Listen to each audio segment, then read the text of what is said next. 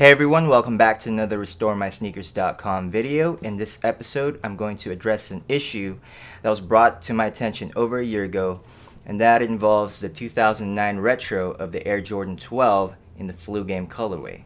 And that issue is the ashy rubber that occurs on the soles. Now, a little backstory. When I received that email from the person who had this problem, when I got the photos from him, it showed exactly this issue right here. Now, I've dealt with this issue on other sneakers in the past, and it's more like of a vintage effect that happens with older sneakers. For the most part, using soap, a brush, and cold water got rid of that problem. When my coworker lent the shoes to me to try and restore, first thing I did was clean the shoes with soap, water, and a brush. However, it made matters worse on the sole.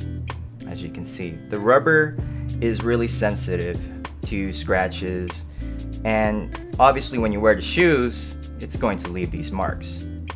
So 2 weeks ago, I treated the middle portion with this product by Mothers. It's Reflections Advanced Tire Care. And you can see the difference between the middle and the untreated portion.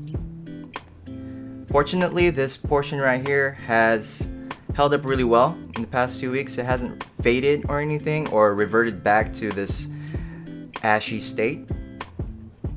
And now I'll go into the details of actually applying the product to the soles. The materials that you are going to need are Mothers Reflections Advanced Tire Care, a piece of cloth, cotton swabs, or better known as Q-tips, and a horsehair brush.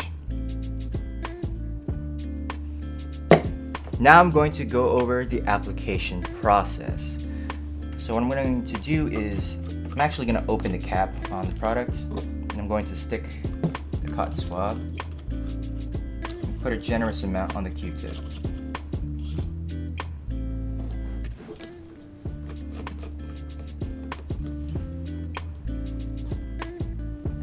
Now, I'm going to coat the sole with the product.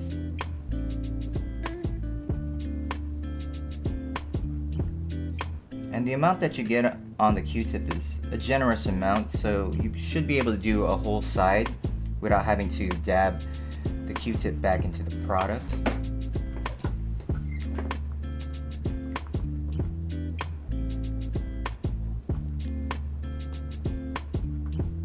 And then just evenly coat each side of the shoe.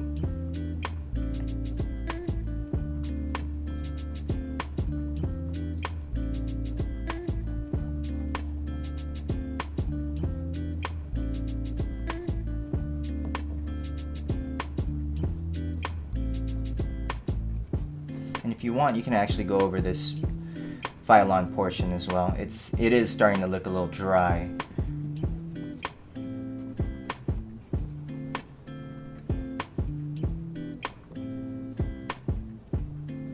If you need to get more product onto the Q-tip,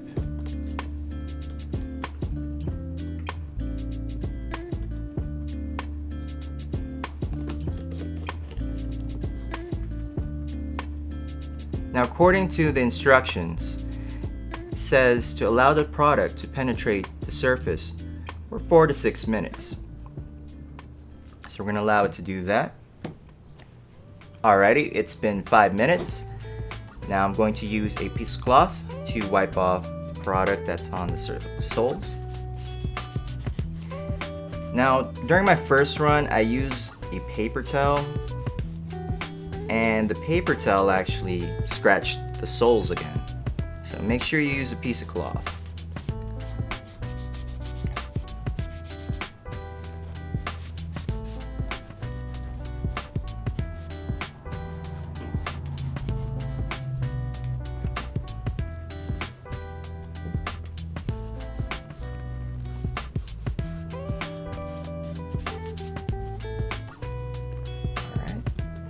Now, it looks a little bit glossy, but after a week or so, it will give it more of that natural look again. So it's nothing too much to worry about if you're worried about it being too shiny or glossy. The reason why I went with this product is the fact that it gives a natural finish to the rubber. If you've ever used tire foam cleaner or any of those tire shine products, it makes things overly shiny. And as you've seen here, it doesn't give you that effect. It gives you more of a natural rubber look, which is something that everybody usually wants. Now, where to find this product?